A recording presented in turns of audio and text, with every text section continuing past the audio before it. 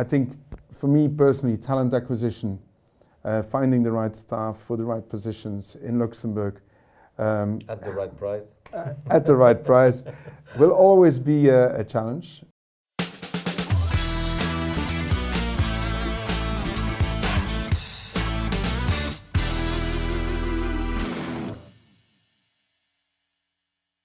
Today, I have the pleasure to welcome in the studio Parisis, who is Managing Director of Carne Group. Welcome.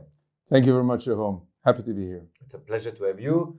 For those who are familiar with our Luxembourg official Top 150, we are publishing every year the best performing third-party manco, and Carne Group is now #1, and you just recently joined the firm. So the first question I have for you is, why did you join Carne?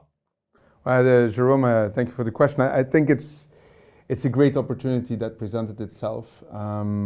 If you indeed look at Carne today, it's the #1 firm in the third-party management company space. Great potential. The upside is enormous. We see an enormous development here in Luxembourg, but also elsewhere in the group worldwide. So great potential. For me, myself, personally and also professionally, I really wanted to join a firm with a great reputation, a continuation on where I was before, really making sure that I work for a quality firm that has the right values and the right vision in terms of development. And ultimately for me, and that's what I've looked for in my entire career, is the people. Really work with people that I really admire, that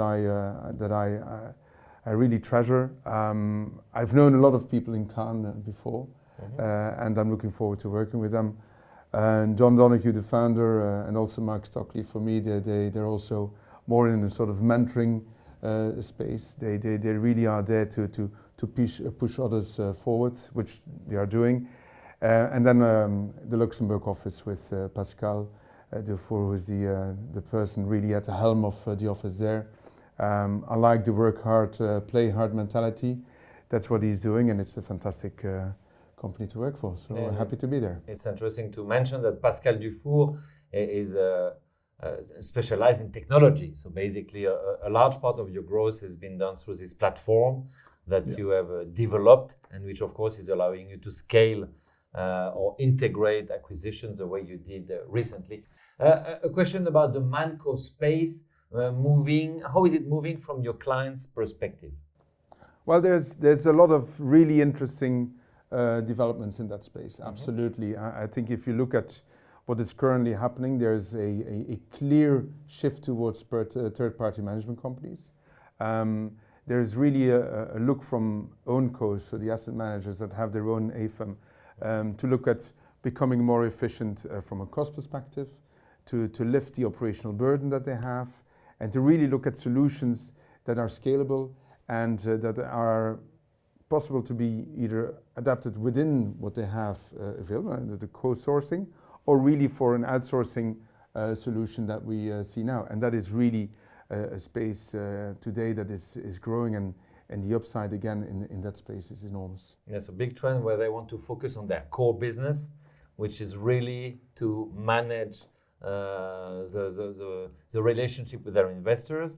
And what I also observe from the exterior is that the barrier of entry to run a third-party manco seems to be very high. So you don't have so many competitors. You're like 2 or 3 names I just keep hearing about, and of course Carne is one of them. Yeah, no, absolutely, and that's a great place to be in. And I do believe that there's so much more potential for us to grow in that space.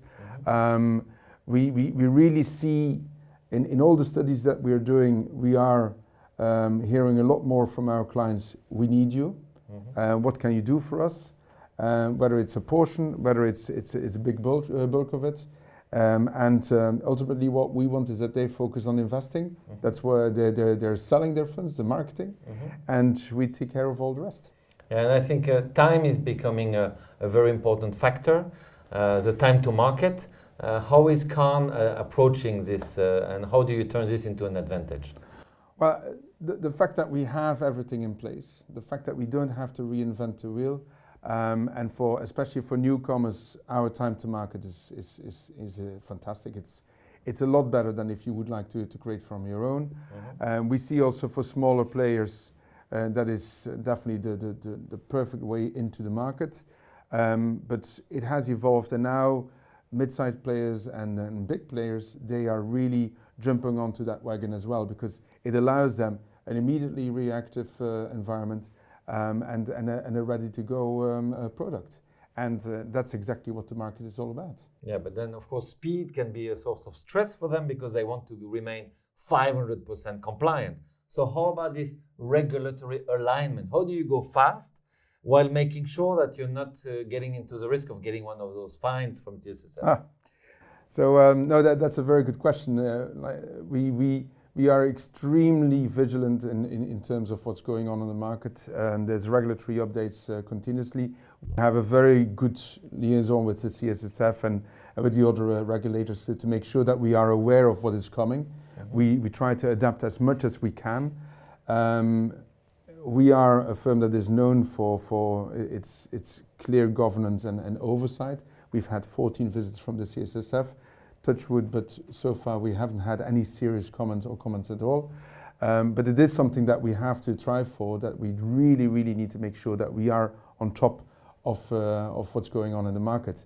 Together with our clients, we see it also as part of an educational part in what we do, is to make sure that the clients are aware of what needs to be done, what are the responsibilities of each one of us, and so far it's working out. But you have to stay on top of it. It's an extremely difficult, ever-changing game. Yeah, and I remember when I first heard about Carne more than 10 years ago, it was literally body shopping. Like you were getting to Carne to get very professional people to take care of your governance. So basically you manage to scale that, but it remains your DNA. Yeah. That your clients can rely on a highly expert people to make sure that they stay within the regulation. Let's look at the opportunity and the risk. You just joined Carne, so I'm sure you see a lot of opportunities. Which one do you have in mind? Well, I think the growth in the market is obviously the big driver for our success right now as well. We see definitely the private asset market in Luxembourg, which continues to grow. We have to remain vigilant that at some point it may change, but we have to remain realistic about that. But that is fantastic. On the other hand, in Ireland we have the ETF business, which is really excelling even more than before. Hopefully in Luxembourg we will be able to pick some of that business as well. That's, I think, one of the big projects for Luxembourg, to get this focus on ETF, because that's the future where the traditional business lies. But do we have any chance on it? Because I've seen the numbers. I mean, the race started in 2008. Ireland invested a lot and they took a huge lead. I mean, we are far behind, and we are not even growing faster than Ireland right now. No, I think obviously we are lagging. I think there is definitely a push to try and make it happen. I believe that if you look at the traditional managers that have these UCITS out there is going to be a shift from UCITS now with the ETF classes that are coming on board. Also with the shift from the UCITS products, but potentially completely towards an ETF. Will they leave Luxembourg to go to Ireland to market funds? Probably not. Yeah, and I think the second question is, if they do this here, is it still a profitable business? Because we know ETF is generates less profit for the companies. Absolutely, and that's, I think, where we now see a shift as well towards the active ETF. I think that's a welcome evolution of the ETF market in general. But yes, we all have to be conscious. Cost is an issue. Cost is a challenge.